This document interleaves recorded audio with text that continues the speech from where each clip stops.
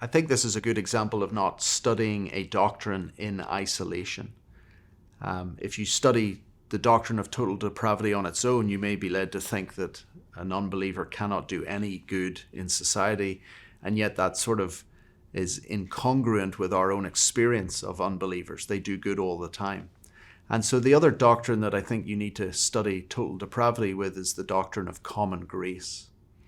First, we need to understand total depravity correctly. It's not saying that people are as sinful as they possibly could be. It's just saying that every facet of the human person is tainted by sin. But the doctrine of common grace says that what is in operation in the world is God's restraining power, gracious power on people's lives, keeping them from being as sinful as they possibly could be. So we should not deny or downplay total depravity and say, well, maybe people aren't sinners because they do good in society, or maybe they're just not as sinful as we think they are. No, we want to affirm total depravity and say people are sinners, and they really are bad sinners, and they are sinners in every aspect of their life.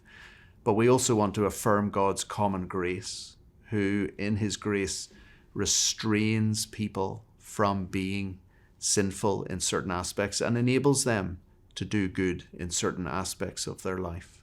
It's not that in common grace the antithesis between good and evil is removed. Some people tend to think that when God expresses his common grace, he basically removes the antithesis between good and evil. The antithesis is always there. People are always evil, and yet people are doing good. What common grace says is that God restrains that antithesis. He restrains the evil that they're capable of and enables them to do good.